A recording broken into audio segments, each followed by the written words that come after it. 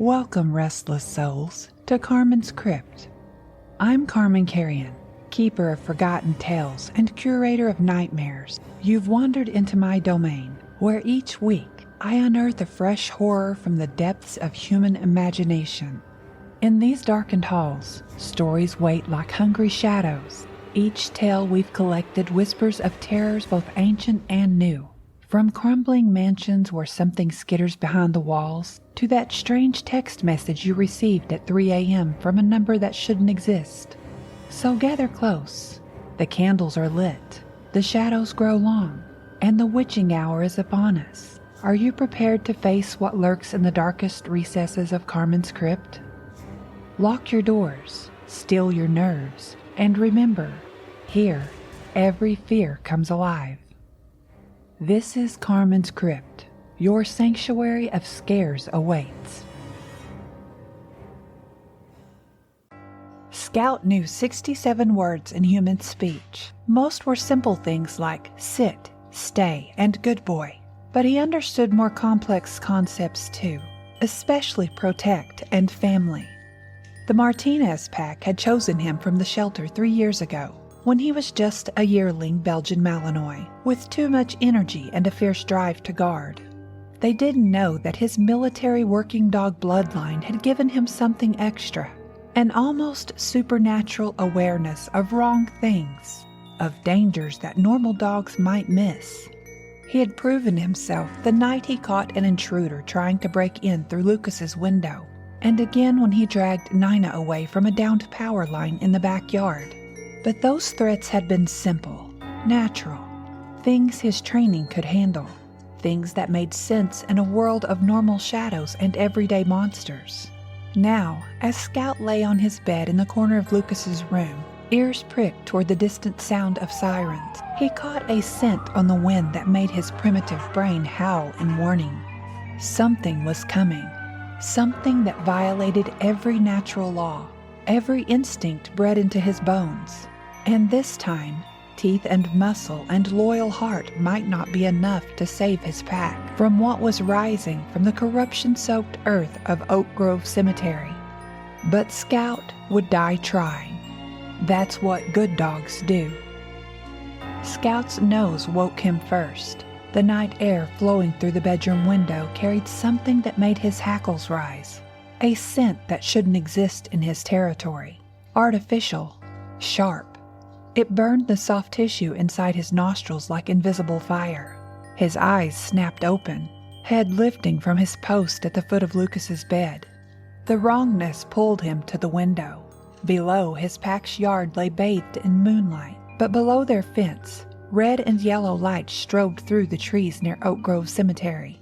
The strange smell grew stronger, carrying undertones of scorched rubber and something else, something that made his stomach clench with primitive warning.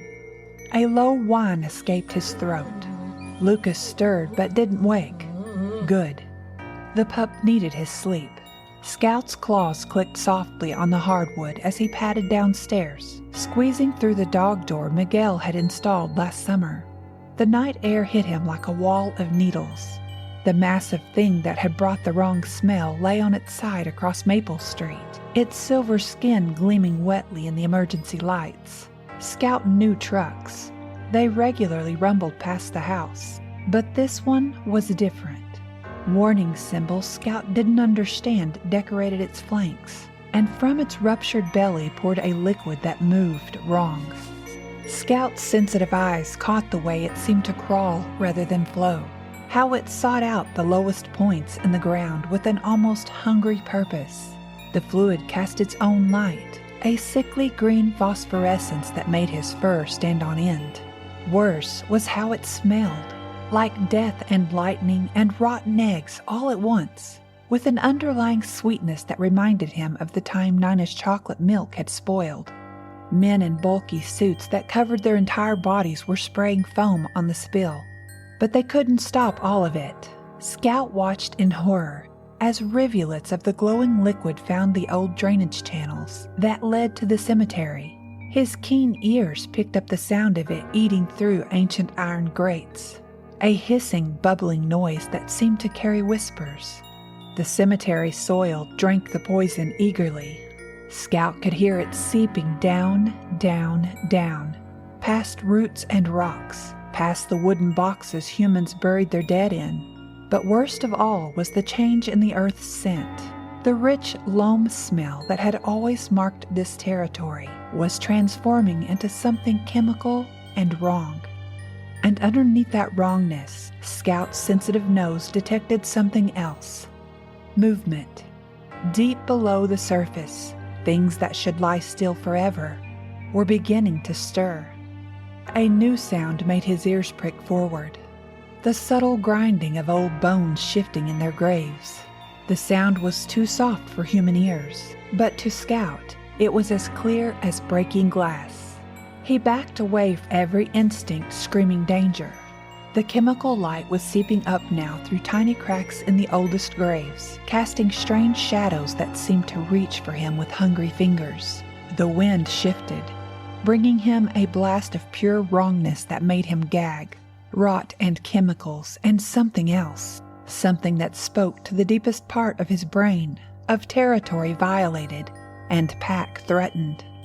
Scout turned and ran for home, his paws barely touching the ground.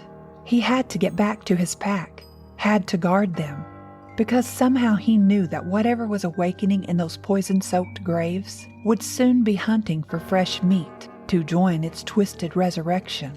Behind him, in the depths of Oak Grove Cemetery, the earth continued to shift and bubble as ancient remains began to transform into something that should never exist in the natural world. And deep below the surface, the first fragments of awareness stirred in the chemical soup that had once been formaldehyde and preservatives. Awareness and hunger. The first signs of what was coming appeared 3 days after the accident.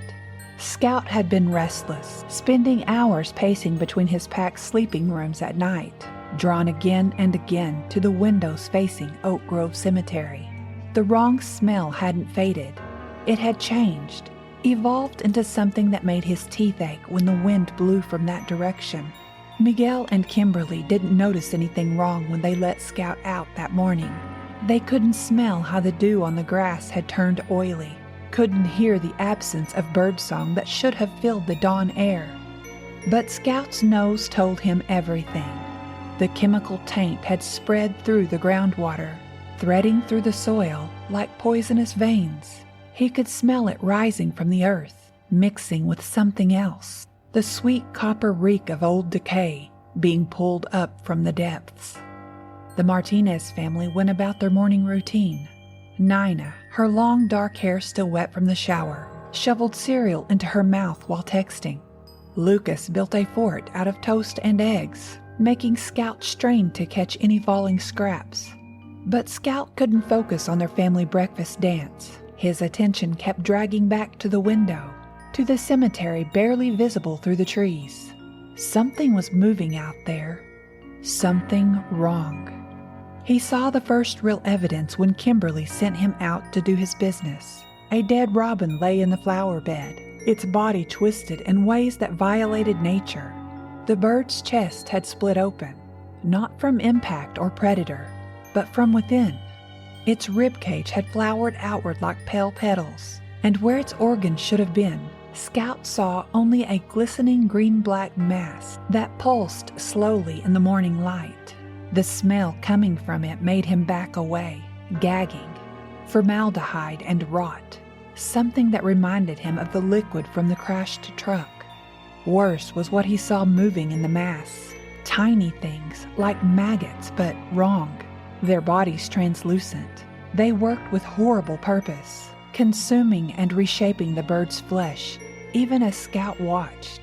He wanted to bark, to alert his pack, but primitive instinct kept him silent. Making noise would draw attention. Making noise would make it notice them. That afternoon, Scout watched Nina playing with her phone in the backyard, his anxiety growing as she wandered closer to the fence line. The wrongness had spread.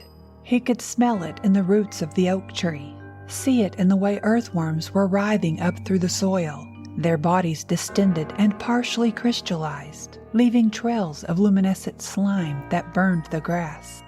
A neighborhood cat appeared on the fence, and Scout's heart nearly stopped. Mrs. Henderson's orange tabby had always been plump, but now its body was grotesquely swollen, skin stretched tight and shining like plastic. Its movements were jerky, and when it opened its mouth to meow, Scout saw that its tongue had transformed into something segmented and iridescent. But worst of all were its eyes. They had turned milky white, with tiny worm-like creatures swimming in their depths, that made Scout's vision blur when he looked too long. "Here, kitty," Nina called, reaching for the cat.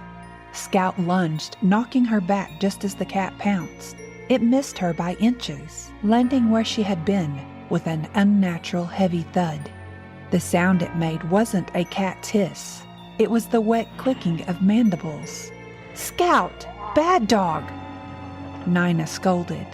But Scout stood his ground, hackles raised, deep growls rumbling in his chest. The thing that had been a cat regarded them both with those milky eyes, its body twitching and rippling as something moved beneath its skin. Finally, it turned and leaped away. Movements still wrong, still jerky. That night, Scout lay awake listening to the sounds no human could hear.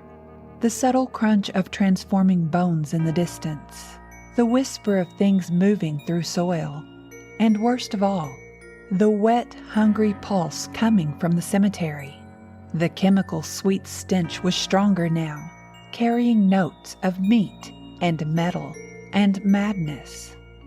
In Lucas's room, Scout pressed close to his young charge's bed, every muscle tense. Outside, through the window, he could see pale shapes moving in the cemetery. They weren't human shapes anymore, and they were getting closer. The deer made Scout understand just how wrong things had gotten. He found it at dawn, drawn by wet, sucking sounds coming from behind the Martinez's garden shed. The stench hit him first. Rotting meat and chemical preservatives mixing with something else. Something that made his primitive brain scream danger. The deer was still alive, if you could call it that. Its flesh had gone soft and pulpy, sloughing off in wet chunks to reveal something writhing underneath. Where muscle and sinew should have been, Scout saw only glistening masses of tissue that pulsed and shifted like worms beneath a translucent membrane. The animal's eyes had melted in their sockets, leaking a yellowish fluid that smoked when it hit the ground. Its mouth gaped open, jaw distended and hanging wrong, tongue split into writhing tendrils that groped blindly at the air. But worst was how it moved. The legs had split and fused, bones liquefying and reforming into too many joints, all bending the wrong way. As Scout watched, horror-struck, its neck began to unravel like wet paper, spraying a mist of chemical-tainted blood. The spine was exposed, but it wasn't bone anymore. It was something soft and ropey that twisted with horrible purpose. A sound made Scout whirl around. Nina stood at her bedroom window, getting ready for school. His pack was still acting normal, unaware of the horror spreading through their territory. They couldn't smell how the chemical taint had saturated the soil, couldn't hear the wet, meaty sounds of transformation happening beneath their feet. The basement was the worst. Scout could smell the wrongness seeping up through the foundation. Sometimes, in the darkest corner, he caught glimpses of something growing. Wet, fleshy masses that pulsed in rhythm with the distant throbbing coming from the cemetery. He had tried destroying them, clawing at the walls until his paws bled. But Miguel had scolded him and blocked off access to that corner. That afternoon, Scout noticed something wrong with Mrs. Henderson's son Tommy. The boy had been playing basketball in his driveway. but his movements were jerky and wrong. When he turned to wave at Nina, Scout saw that the skin around his neck had begun to bubble and split, forming weeping sores that leaked a familiar yellow fluid. The smell coming off him was like formaldehyde and spoiled meat. Nina didn't notice, but Scout did. He saw how Tommy's fingers had started to melt together, the flesh becoming soft and translucent. Saw how his eyes had developed a milky film that didn't quite hide the something moving behind them. The boy's transformation had begun. That night, Scout heard it. The wet, sliding sound of something massive moving through the sewers beneath their street. His ears picked up the meaty pop and squelch of changing flesh, the soft patter of dripping fluids, and underneath it all, a pulse, stronger now, coming from the Oak Grove Cemetery. The corrupted deer had been just the beginning. Now, Scout could smell others, neighborhood pets, wild animals, even humans, all starting to change. The chemical catalyst from the crash was spreading, turning living tissue into something that violated every natural law. When Lucas came downstairs for a glass of water, Scout pressed against his legs, whining softly. He could smell the taint in the tap water now, see the oily film it left on surfaces. His pack was drinking it, washing in it, unaware of how it was preparing them for transformation. Through the kitchen window, Scout saw movement in the cemetery. Pale, glistening shapes rose from the oldest graves, their forms constantly melting and reforming like candle wax. They weren't human anymore. They were something new, something hungry, and they were coming closer, drawn by the living flesh they needed to complete their metamorphosis. The chemical sweet stench of their approach made Scout gag, but he stood his ground. He was the pack's protector. Even if he had to face these horrors alone, he would find a way to save his family from the corrupted thing that was spreading through their world, consuming and transforming everything it touched into monstrous new forms of existence. In the basement, something pulsed in the darkness, wet and hungry, growing stronger with each passing hour. Nina's transformation began at dinner. Scout smelled it first, that sickly sweet chemical reek suddenly blooming under her skin like a rotten flower. She was picking at her spaghetti when the first spasm hit. Her fork clattered to the plate as her fingers began to soften, the bones beneath turning liquid. Nina? Kimberly reached for her daughter, but Scout was already there, hackles raised, watching in horror as the change accelerated. Nina's scream turned wet halfway through, her jaw distended with a meaty pop, teeth falling like rain onto her pasta as new ones, jagged and numerous, punched through her gums. The smell of formaldehyde and decay filled the kitchen as her flesh began to ripple and split. "Oh, God!"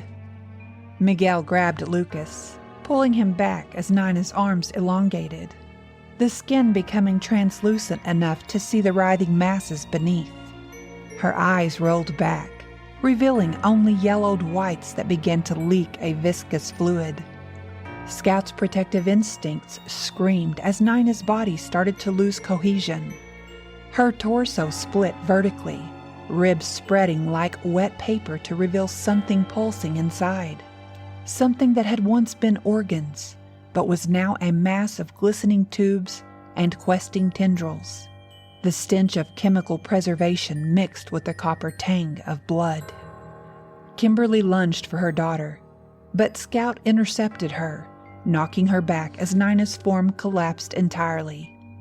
What rose from the puddle of liquefied flesh was no longer human. It moved on too many limbs, its body constantly shifting and flowing like melted wax. Nina's face remained, stretched across a surface that rippled with hungry purpose. The thing that had been Nina lurched toward Lucas. But Scout was there, teeth bared. He could smell the cemetery's influence in her now. The same wrongness that had been growing beneath their feet. His barks echoed through the house as Miguel and Kimberly fled upstairs with Lucas, leaving Scout to face this horror alone. The basement called to them. Scout could smell how the wrongness had concentrated there, forming something vast and hungry in the darkness. Nina's transformed body oozed down the stairs, leaving trails of dissolving flesh that smoked against the wood. The thing in the basement corner had grown. What had started as small, fleshy masses had become a pulsing mountain of corrupted tissue. Tendrils of chemical-soaked meat writhed from its surface, and in its center, Scout saw something that made his primitive brain recoil. A core of concentrated wrongness, glowing with the same sickly light that had poured from the crashed truck. It was a heart, a new heart for a new kind of life, born from chemical preservation and rotting flesh, and it was calling its children home. Nina's form shuddered and flowed toward it, drawn by its pulse. Through the basement window, Scout saw other shapes approaching.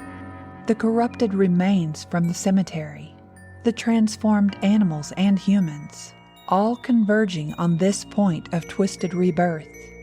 But they hadn't counted on a dog's loyalty to his pack. Scout launched himself at the heart, ignoring the tendrils that whipped at his fur. His teeth found purchase in something soft and vital. The taste was indescribable, formaldehyde and decay, and something even more rotten, something that should have remained buried. But Scout held on, ripping and tearing as the massive flesh mass convulsed around him. Nina's transformed body tried to stop him, but her new form was unstable, still adapting. Scout's primal instincts guided him as he fought, targeting anything that moved with savage efficiency. Above, he could hear Miguel working to start a fire, following Scout's earlier attempts to destroy the growths. The smell of gasoline cut through the reek of corruption. The heart burst under Scout's assault, spraying chemical-tainted gore across the basement. The reaction was immediate. Every transformed thing in range began to collapse, their borrowed animation failing as the central core died. Nina's twisted form dissolved into a puddle of rapidly decaying tissue. The massive flesh mountain shuddered and began to deflate like a punctured blister. As Miguel's fire caught hold above, Scout limped up the basement stairs, his fur matted with substances that defied description.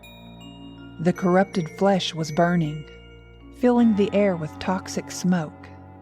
But the wrongness was finally dying. Scout could smell it retreating, the chemical poison weakening as natural decay reasserted itself. He found his pack huddled in the front yard, watching their home burn.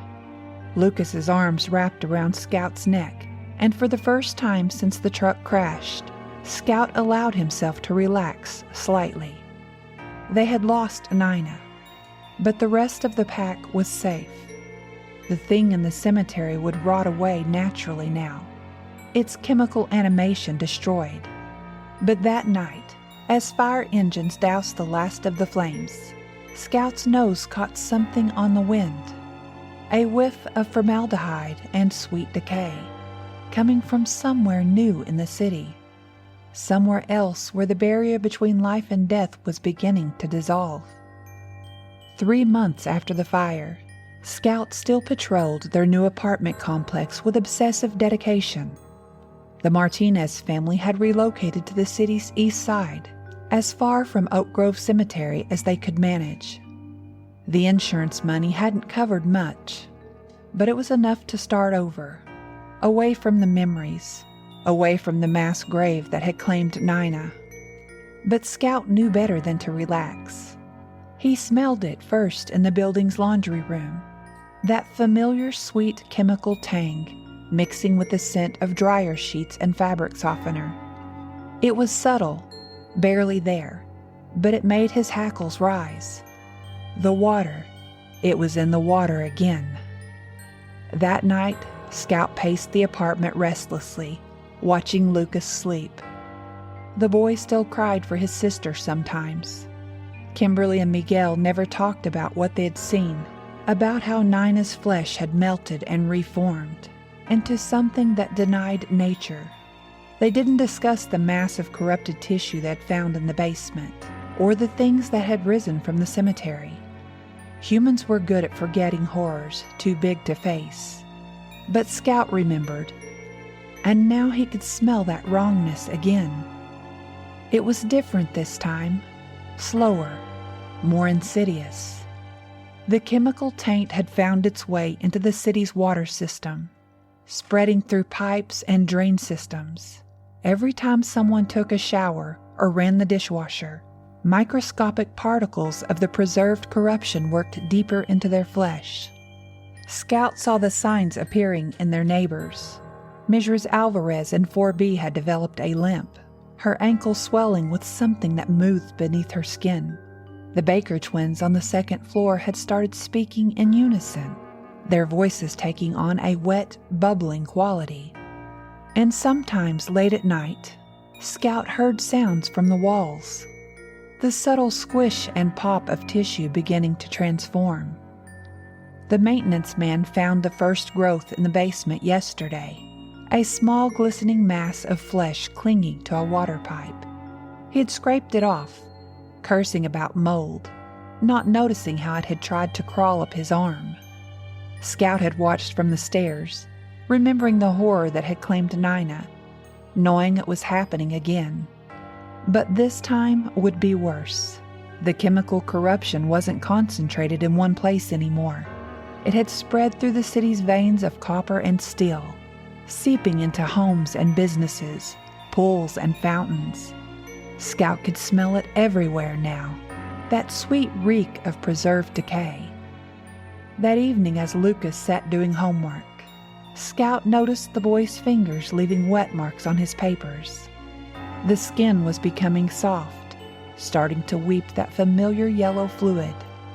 Kimberly was in the shower, unaware that the water running down her back carried particles of twisted life, eager to remake her flesh. And Miguel's eyes had developed that milky sheen that Scout remembered from Tommy Henderson. Scout pressed his nose against Lucas's hand, whining softly.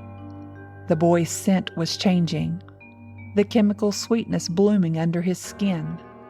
Soon the transformation would begin again, and this time there would be no escape. No fire could burn out an infection that had spread so far. Through the apartment window, Scout watched the city lights flicker. Somewhere in the distance, a siren wailed, the sound distorting into something wet and organic. The corruption was spreading, patient and hungry, carried by every drop of tainted water. Scout laid his head on Lucas's lap, feeling the boy's flesh beginning to shift beneath his palm. He would stay with his pack until the end, watching as humanity dissolved and reformed into something new, something preserved, something endless. In the bathroom, the shower kept running, and Kimberly started to scream.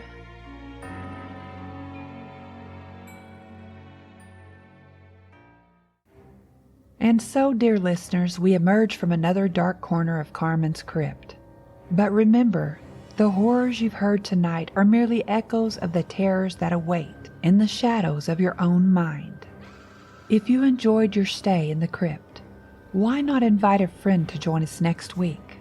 After all, fear is best when shared.